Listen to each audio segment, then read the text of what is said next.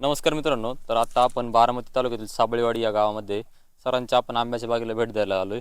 ही पूर्ण मुरमाड जमीन आहे आणि इथं खडक आहे पूर्ण, आणि सरांनी इथं खूप छान पद्धतीने आंब्याची लागवड केली आहे.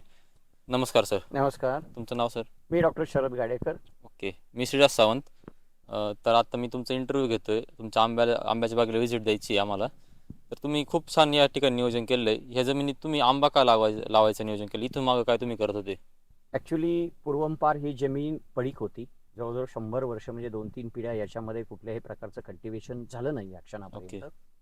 आणि माझा उद्देश असा होता की इतक्या माळरान जमिनीवरती काहीतरी वेगळं करावं आणि वेगळा प्रयोग करून समाजापुढे एक आदर्श ठेवावा. ओके. कारण का की जनरली लोक शेती करताना फर्टाईल जमिनीमध्ये करतात. हम्म. मला हा वेगळा प्रयोग करायचा होता कारण महाराष्ट्रामध्ये अशा प्रकारची पडजमीन खूप आहे आणि ती ओलिताखाली यावी, ती अशा प्रकारे फळझाडाखाली यावी, हा उद्देश त्याच्या पाठीमागचा होता. आणि म्हणून मी शेतीमध्ये फळझाडं म्हणजे प्रामुख्याने आंबा लावायचं नियोजन केलेलं आहे. ओके, म्हणजे ट्रॅडिशनलपेक्षा हॉर्टिकल्चर क्रॉपमध्ये तुम्हाला जास्त बेनिफिट वाटलं म्हणून तुम्ही याच्यामध्ये आला.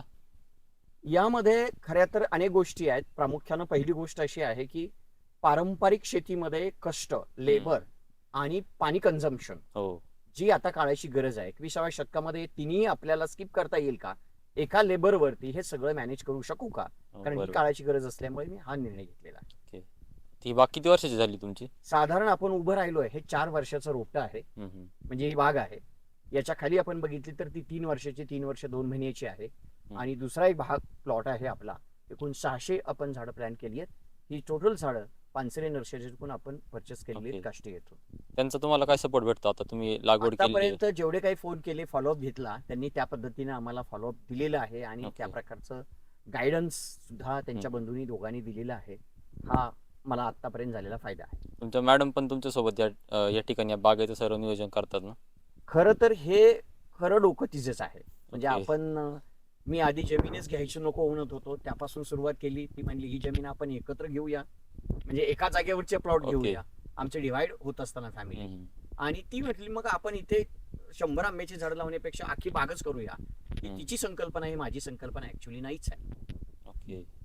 आता तुमचं उत्पन्न काय प्रोजेक्शन आहे तुमचं आता उत्पन्नामध्ये? या खरं तर मागच्या वर्षी माझं किती नियोजन होतं आणि असं आता? आहे की आंबा एक्सपोर्ट करणं हे पहिलं माझं ओके. नियोजन आहे. जे गेल्या वर्षी मी पणन महासंघ संघा थ्रू पहिलं माझं कॉर्प मी एक्सपोर्ट केलेलं लंडनला पोहोचलेलं आहे. पण ते माझ्या थ्रू नाही, ओके. कारण मला अजून ग्लोबलॅक टेस्ट करणं बाकी आहे. म्हणजे माझ्या तुमची through पूर्ण न घेता ऑर्गॅनिक हे आहे. हे रेसिड्यू फ्री आहे. हा. कारण लोक ऑर्गॅनिक हे क्लेम करतात, पण हो. ऑर्गॅनिक काढणं कठीण जातं.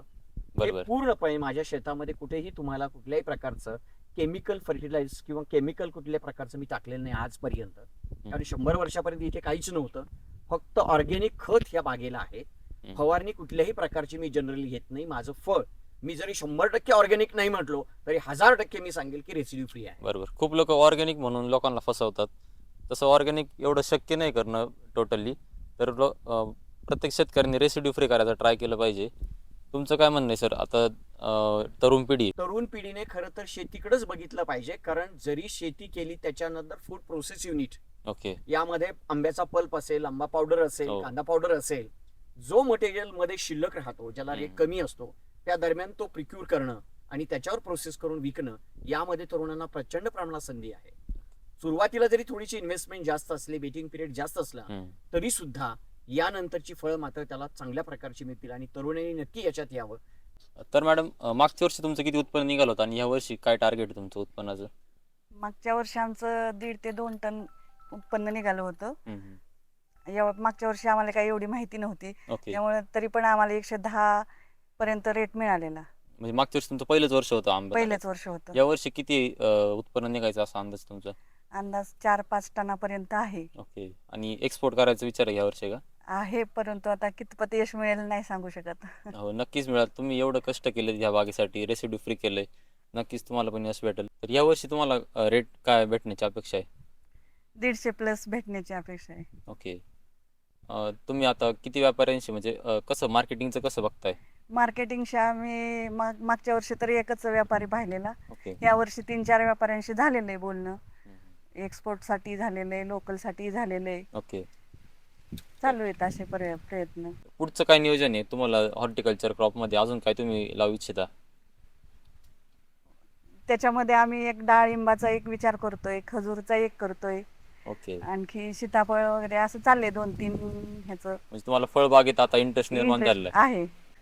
तुम्हाला शुभेच्छा, तुमचं हे काम चांगलं चाललंय. हो, thank you. समाजामध्ये समाज किंवा एन्व्हायरमेंटल जो अवेअरनेस आहे तो हो. क्रिएट करतात आणि एन्व्हायरमेंटल अवेअरनेस नसून समाजामध्ये ही जी निसर्ग संवर्धनाबरोबर नैसर्गिक जे काही अन्न आहे ते पुरवण्याबरोबर तुम्ही त्याची नर्सरी पुरवता आहात. हे सगळं द्विग्ध सहकार्य योग समाजापुढे आणण्याचा प्रयत्न तुम्ही करतात.